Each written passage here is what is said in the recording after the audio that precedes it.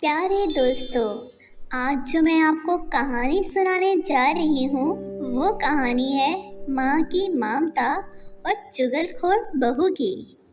तो चलिए शुरू करते हैं आज की कहानी। एक छोटे से देश में बागीपुर नाम का एक गांव था। वहाँ पर करिश्मा नाम का एक लड़का रहता था जो अपनी माँ लक्ष्मी के साथ रहता था। वो लोग बहुत ही गरीब थे। जब वो छोटा सा था तो उसके पिताजी की डेथ हो गई थी। आजा बेटा, नाश्ता कर ले, फिर तुझे स्कूल भी तो जाना है। देर हो रही है, मुझे अभी बहुत काम है। मैं ऐसे नहीं खाऊंगा, मुझे ये सूखी रोटी नहीं पसंद, मुझे दूध के साथ रोटी दे। बेटा, वो तो हमारे पास नहीं है। अच्छा चलो, अभी पड़ोस के यहाँ सेठ जी के यहाँ जाकर देखती हूँ, उनके पास हमेशा दूध होता है। वो पड़ोस के सेठ जी के पास जाती है और कहती है, सेठ जी मुझे थोड़ा दूध मिलेगा क्या? मेरा बेटा बिना दूध के रोटी नहीं खा रहा, मुझे रोज एक गिलास दूध दे दिया करें। ठीक है, हम तुम्हें दूध दे दिया करेंगे, पर उसके बदले तुम्हें एक काम करना पड़ेगा। बंटी की माँ अक्सर बीमार रहती है और हम काम करने के लिए एक बाई की तलाश में हैं। अगर तुम ऐसा करो कि दोपहर को मेरे घर का काम कर दिया करो और उसके बदले मैं तुम्हें एक गिलास दूध रोज दे दिया करूँगा और कुछ रुपए भी दे दूंगा। ठीक है सेठ जी। इसी तरह लक्ष्मी सेठ जी के घर में रोज काम करके दूध और कुछ रुपए ले लिया करती थी।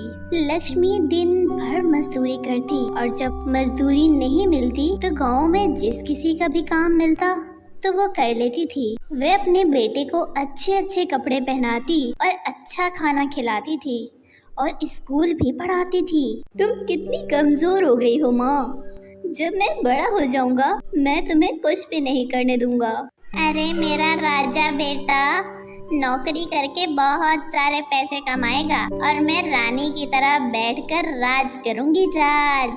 अच्छा माँ, मुझे एक अच्छी सी कहानी सुनाओ ना। लक्ष्मी अपने बेटे को बहुत अच्छी अच्छी कहानियाँ सुनाती थी और वो आराम से सो जाता था। किसी किसी दिन ऐसा होता कि खाने के लिए कुछ भी नहीं होता था तो लक्ष्मी खाना नहीं खाती और अपने बेटे को खाना खिला देती थी। माँ आओ मेरे साथ ही खाना खा लो।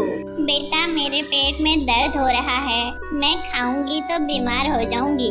मुझे तो शायद बदहजमी हो गई है, खाने से और भी तकलीफ बढ़ जाएगी। लक्ष्मी पानी पीने के लिए जाती है।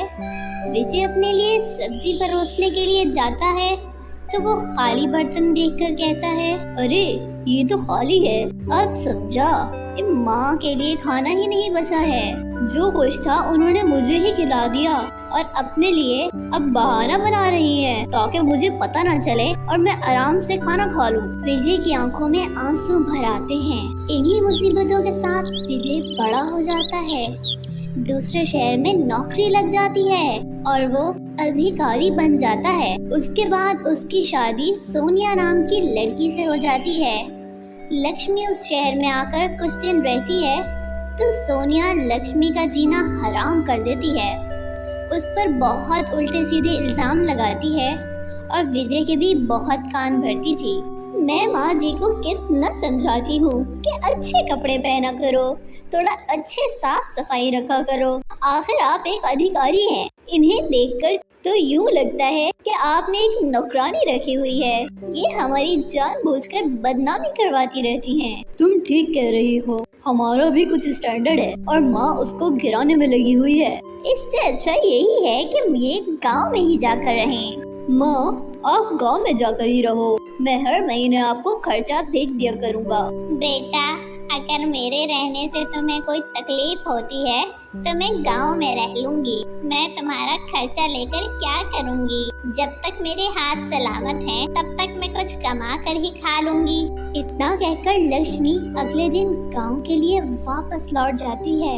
अचानक एक दिन विजय की तबीयत बहुत खराब हो जाती है। वो अपना चेकअप करवाता है तो उसके पैरों के नीचे से जमीन खिसक जाती। सोनिया, मेरी दोनों किडनीज खराब हैं। अब मेरी जिंदगी का आखिरी वक्त आ गया है। डॉक्टर ने कहा है कि अगर फौरन किडनी नहीं बदली गई तो मेरी मौत हो सकती है। वो पूरी कोशिश करता है, रिश्तेदार दोस्त सभी से कहता है, लेकिन उसे किडनीज कहीं से नहीं मिलती, ना ही कोई दान करता है। अचानक एक दिन दान करने वाले उसको एक गुर्दा दान कर देता है, जिससे उसका ऑपरेशन हो जाता है। 15 दिन हॉस्पिटल में रहने के बाद विजय ठीक होकर अपने घर वापस आ जाता है। तभी उसकी पत्नी उसे कहती है, देख लिया तुमने अपनी माँ का प्यार, तुम्हारी माँ तो तुम्हें देखने तक नहीं आई। इन बातों की वजह से विजय अपनी माँ से बहुत नफरत करने लगा था। वो कभी भी गांव अपनी माँ से मिलने नहीं जाता था। एक दिन उसके गांव से किसी पड़ोसी का फोन आया, सुनो तुम्हारे घर से बहुत बदबू आ रही है, मकान अंदर से बंद है, जल्दी यहाँ पर पहुँचो। शाम को ही विजय गांव पहुँच जाता है। वो अपने गांव वाले घर में जाकर देखता है कि बंद मकान के अंदर से उसकी माँ की मौत हो गई है। शायद इन्हें मरे हुए 5 से 6 दिन हो गए हैं। तुम्हारी माँ बहुत ज्यादा बीमार थी, उनकी देखभाल करने वाला भी कोई नहीं था।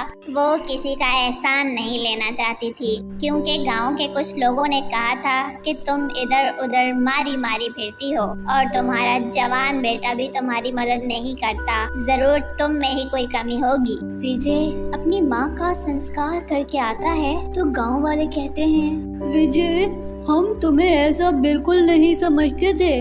तुम्हारी खातिर तुम्हारी माँ ने पूरी जिंदगी मजदूरी की है और कभी भी अपनी सेहत खाने पीने का भी ध्यान नहीं रखा। तुम सब भूल गए और ऐसा कौन करता है। तुम्हारी पत्नी ने उससे लड़ झगड़ कर वहाँ से निकाल दिया और कोई माँ होती तो तुम्हें देखना तक न आती, लेकिन तुम्हारी माँ तो तुम्हें अपनी दोनों किडनीज तक दे आई।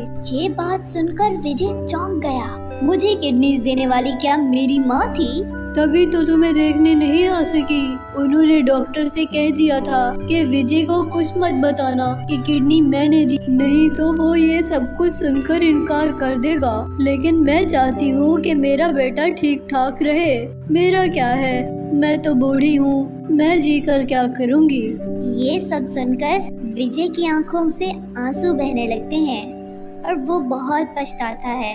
ऐ ऊपर वाले, ये मैंने कैसा अनर्थ कर दिया है। जिस माँ ने मेरे लिए अपना सुख तक नहीं देखा, उसने मेरे लिए अपनी जिंदगी कुर्बान कर दी। उस माँ को आखिरी वक्त में मैं अपने पास भी नहीं रख सका।